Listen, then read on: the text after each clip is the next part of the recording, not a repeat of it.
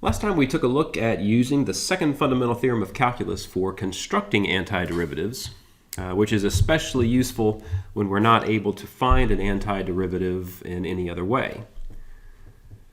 In this section, we start developing other ways of finding antiderivatives. The list of methods that we're going to take a look at includes w-substitution, which we'll do today, integration by parts, which will come next, then integration by partial fractions. So the method of w-substitution is a way of dealing with compositions of functions. So if we're trying to integrate a composition of functions, in other words, we're trying to find an antiderivative, then w-substitution is usually appropriate as a method to try. We base the method on the chain rule for derivatives. And the idea behind the method is to look at an integral, recognize that the chain rule has happened inside the integral, and then we use a substitution to undo that chain rule. To review, the chain rule is a way of calculating the derivative for a composition of two functions. And one way to think of it is that it's the derivative of the outside function, in this case f, evaluated at the inside function g, times the derivative of the inside function g prime. To kind of refresh our memories on how the chain rule works, we'll do a couple of examples. If we need to find the derivative of sine of x to the ninth, that's the derivative of the outside function, so derivative of sine is cosine, evaluated at the inside function, times the derivative of the inside function, which would be the derivative of x to the ninth, and that's 9x to the eighth. Next we tackle the derivative of e to the x squared. Here x squared is the inside function, which means the exponential function is the outside. So the derivative of the outside is just itself, evaluated at the inside, times, by the chain rule, the derivative of the inside.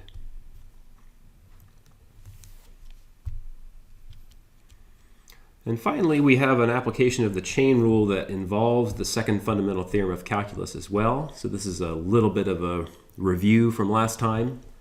So the idea is that the derivative of the outside function in this case would be e to the x squared. The inside function is sine x, and so we take derivative of the outside, evaluated at the inside, times the derivative of the inside function, which would be the derivative of sine, or cosine x.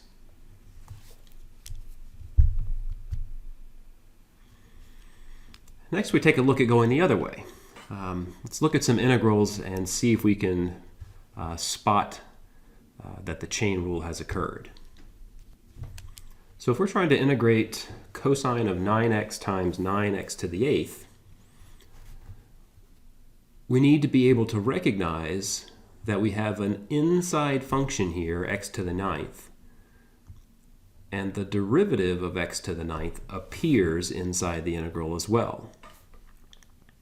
So that looks like a situation where the chain rule has occurred, where x to the ninth is the inside function, and so we need to be able to figure out what would the outside function be if the derivative of the outside is cosine. Well, the function that fits the bill will be the sine function evaluated at x to the ninth. And now because we have an indefinite integral, we need to be careful to remember the plus c. It's always useful to check our work. So if I took the sine of x to the ninth and wanted its derivative, that's a chain rule where I get the derivative of the outside evaluated at the inside times the derivative of the inside. And notice that's exactly what we started with. Next up, the integral of e to the x squared times 2 to the x. Here we have to recognize an inside function as x squared, and its derivative appears inside the integral. So this again looks like a case where the chain rule has happened. And so I'm looking for a function where the outside function is e, the inside function is x squared, and then we have to remember the constant. A quick check. The derivative of e to the x squared would be derivative of the outside evaluated at the inside times derivative of the inside, and again that's exactly what we started with, so that's the correct antiderivative. What about something like 3 sine x squared times cosine x? Well, we still need to recognize our inside function. The inside function looks like sine x, and its derivative appears inside the integral, so it looks like a case where the chain rule has occurred. And now I need an outside function whose derivative looks like 3 times something squared. That sounds like x cubed. So as a good first guess to my antiderivative, I would have the sine of x all cubed plus a constant. Let's verify that we got the right antiderivative. So I want to look at the derivative of sine x all cubed.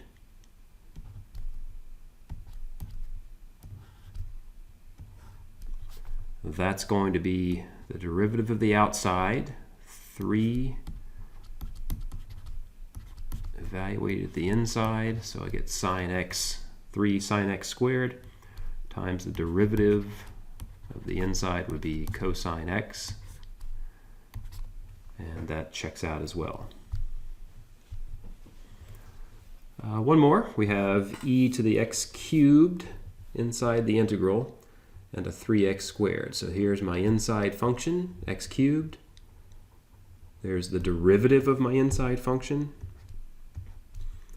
So it's looking like something like e to the x cubed plus a constant should do it. Let's verify. If I took the derivative of e to the x cubed, I would get itself evaluated at the inside times the derivative of the inside, and that is what we started with. So we once again found the correct antiderivative. The method of w-substitution is a way of formalizing what we were just doing in the previous slide purely by recognition or trial and error. So we're going to end up working to undo the chain rule. But what that means is we're going to have to recognize that there is a suitable inside function to choose when we're applying the method. So the next few examples will give us a sense of how the method works and some practice with the different kinds of integrals w-substitution can help us with.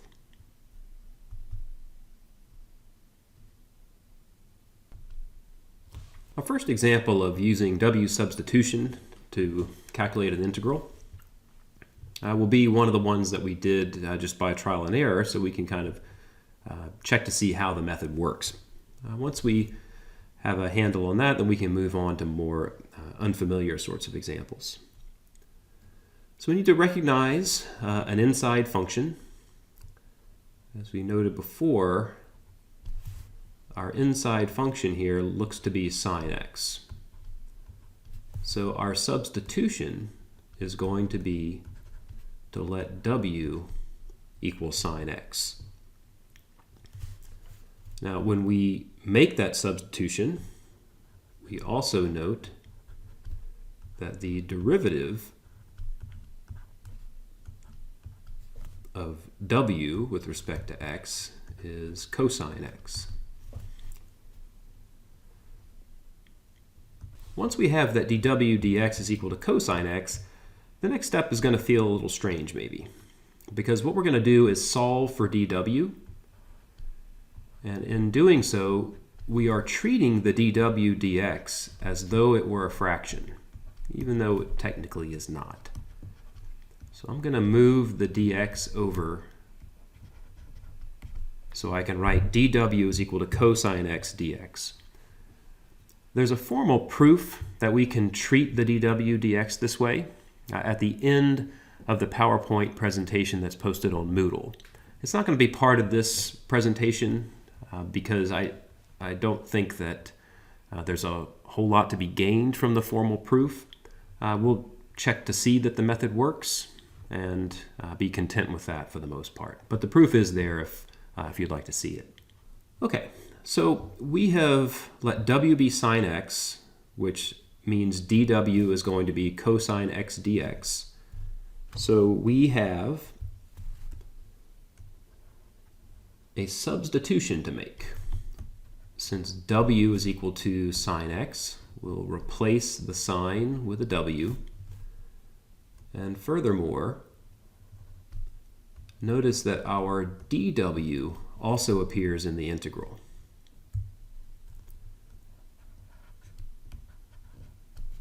So we've transformed our x integral, 3 sine x quantity squared times cosine x dx, into a much easier integral, the integral of 3w squared dw. Now the integral of 3w squared with respect to w should just be w cubed. Once we have completed the antiderivative or indefinite integral, we can then replace the w by its original function sine x, and so we end up at the same place we did before with the sine x quantity cubed plus a constant.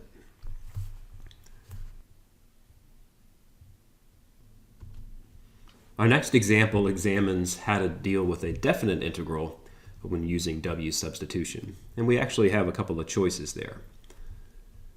So we need to integrate 2x e to the x squared. The first thing to do is to recognize the inside function. So it appears that x squared is a good choice for our w. And with that choice, for w, dw dx will be 2x, which leaves dw equal to 2x dx. So I want to transform the integral now into a w integral. So I've got e to the w, and notice that inside the integral I've got 2x dx as the remaining piece of the integral. That is my dw. When we make a transformation from an x integral to a w integral, the limits of integration change. If x is 2, for example, my w would be 2 squared, or 4. If x is 3, w will be 3 squared, or 9. So the limits on my integral, instead of going from 2 to 3, now go from 4 to 9. So I can finish up this integral by noting the antiderivative for e to the w is itself. I'm evaluating between 4 and 9. So that is e to the 9th minus e to the 4th. So that's the first way of dealing with my limits. I change them when I make the substitution from x's to w's. I do want to show, though, that we have another option. And the option that you use is really up to you, just depending on which one you like better. With the same substitution, let's redo the integral.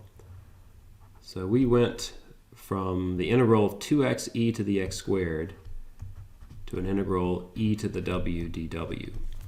So one option is to just leave the limits of integration alone, or leave them off of the integral, don't bother changing them.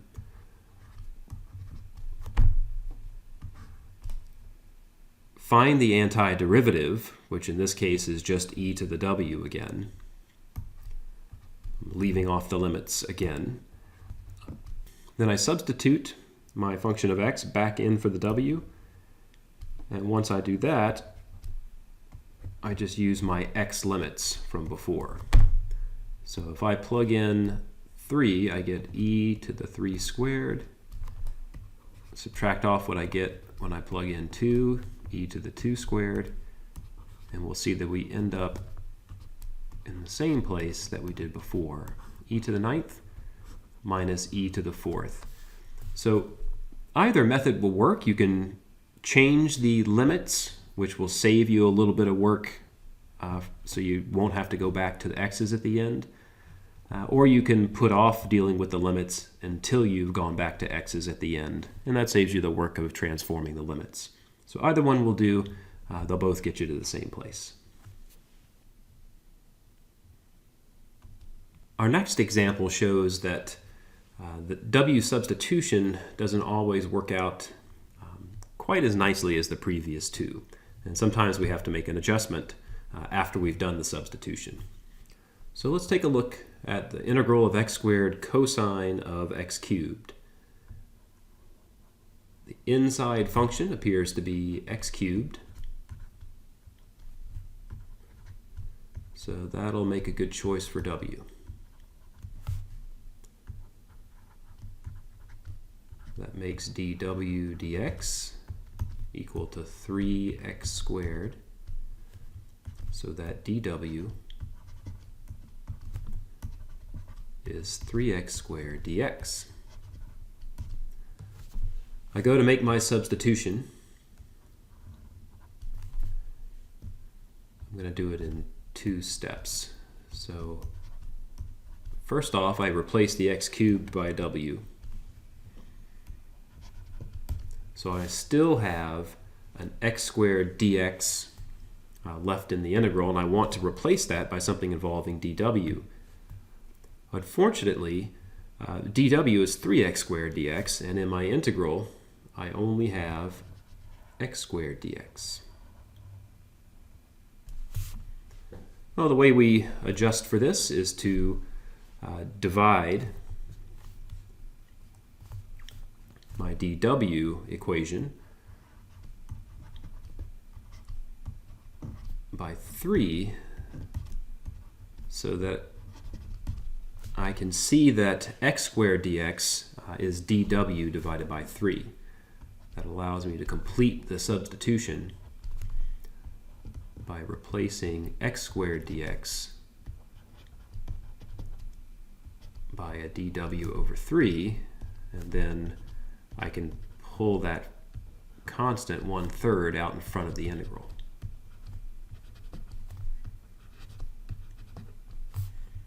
Having done that, I now just need to integrate the cosine function. I know the antiderivative of cosine is sine plus some constant. I replace the w by the original function x cubed.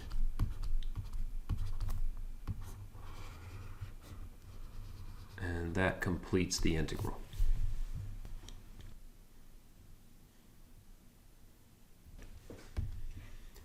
Our next example is kind of a clever application of w-substitution that allows us to finally figure out the integral of one of our standard functions, tangent.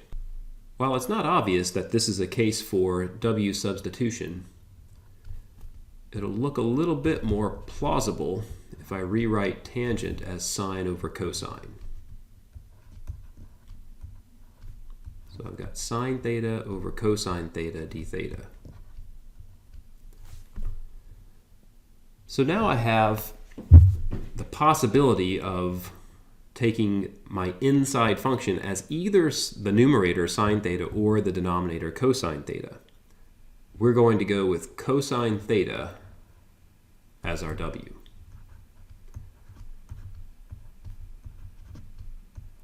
So with w as cosine theta, my dw d theta is the derivative of cosine, which is a minus sine. And that means dw I can write as negative sine theta d theta. Let me do a partial substitution here first. So I've got sine theta in the numerator. I'm going to substitute w for cosine theta in the denominator. And what I need for dw is a minus sine theta d theta, which I don't quite have, but I do have sine theta d theta. That suggests that I multiply both sides by -1 so that I can replace sine theta d theta by negative dw. So I've got minus dw over w, which will look a little better if I rewrite it as minus the integral of 1 over w dw. Hopefully that is an integral we recognize as the natural log of absolute w. And we remember r plus c for the indefinite integral. And the last bit is to replace w by its function of theta cosine theta. So the integral, or antiderivative, for the tangent function is minus natural log of cosine.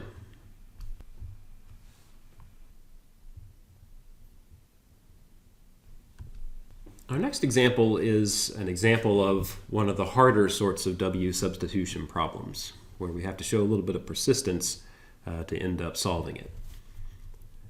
So we're faced with finding an antiderivative for the square root of 1 plus root x. I think actually a couple of different choices for w would be okay here. I tend to favor choosing the largest possible inside function. We're going to start off letting w be 1 plus square root of x. With that choice for w,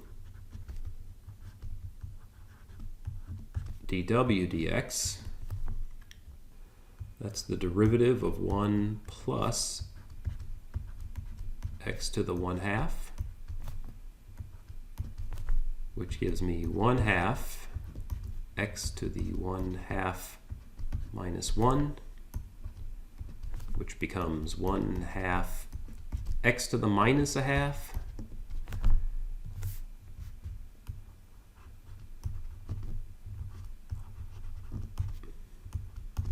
We usually write that as 1 over 2 square root x.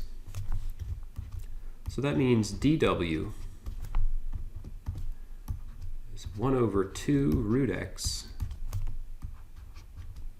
dx. All right, now we start our substitution back at the original integral as the integral of square root w dx, where it's the dx now that's the problem. What I need is a 1 over 2 root x dx, and what I have is just dx. So I need to move the 2 root x over to the left, and that reveals that dx is the same as 2 square root x dw. So I can make some progress on my substitution.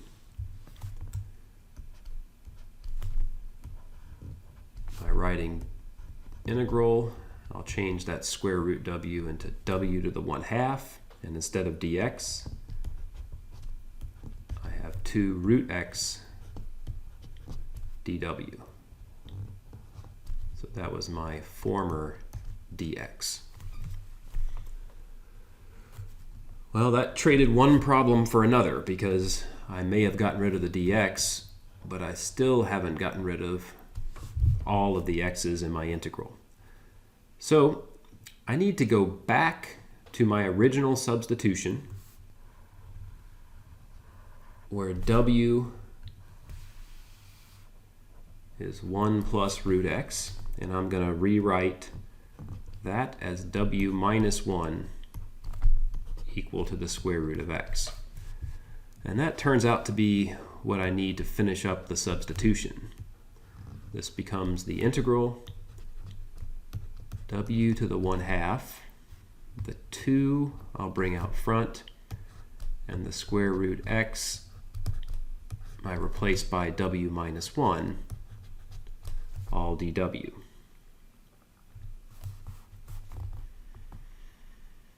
Still have a bit of work to do to finish up the integral.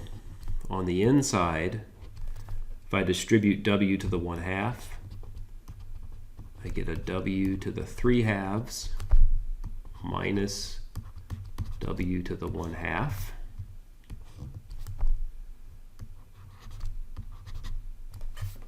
dw.